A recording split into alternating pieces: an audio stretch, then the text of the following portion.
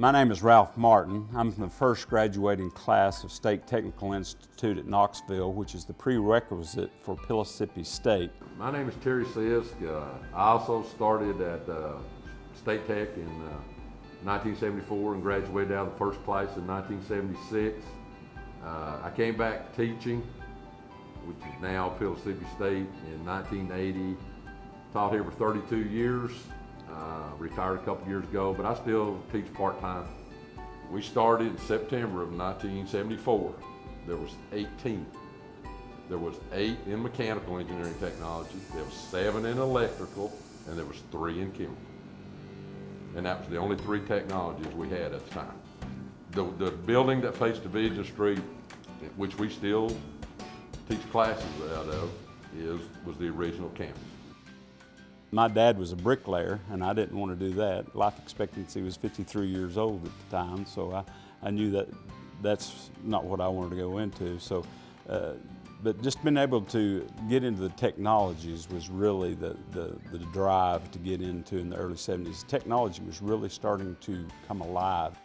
After the Vietnam War terminated in '73, there was a lot of men getting out of the military, and there was a scarcity of jobs, and the country was actually in a little bit of a recession, and it was hard to find good jobs. So State Technical Institute at Knoxville was an opportunity to get into a field to bridge the gap between the workers and the engineers to get our products out.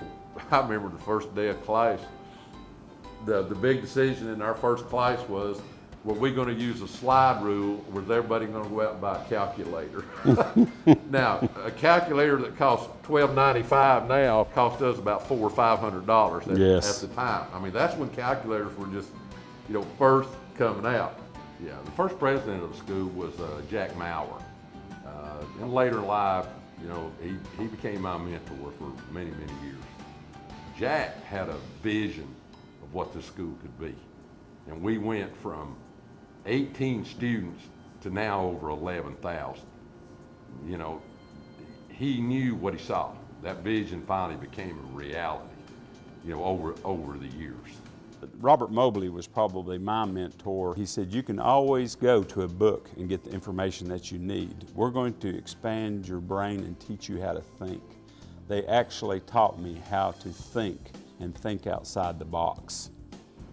Between the first and second years, the Tennessee State Board of Education, which we were under at the time, decided they were going to close the school, that it wasn't necessary, and we fought it. We got a hold of every representative we could get on. We had the radio. We had all the TV stations there. The area that is now the student lounge, or we call, was full. When they walked in, that's what they walked into. The sad part was that the president, Jack Maurer, had literally resigned, give up his job to save the school. Okay, that was what become, out of the politics. Well, we had another president come in by the name of Wayne Jones, was our second president. Wayne decided, this isn't a bad idea, a good area for a technical school. By the end of the first year, there was 50 students enrolled. And from that, it's just grown and grown and grown. The camaraderie that we had, we played basketball together, we would play ping pong together, we would even meet after school and watch Saturday Night Live on Saturday nights, the mechanical group. So we actually had a pretty good bond. That's my most fond memory of State Technical Institute Knoxville, is the camaraderie. As far as the school growth, being there as a faculty member, I've seen it do that, and I guess, you just go through stages where we get a little bigger and we get a little bigger and we add another campus. I guess it hadn't surprised me as much going from 18 students to almost 11,000. That this school has been successful is not a surprise to me. This community needed it. We've been able to expand, to do parallel. We've done other things. We're meeting community needs, and I'm glad that Jack's vision become a reality. He saw this years and years ago, and that it happened, that surprised me so much.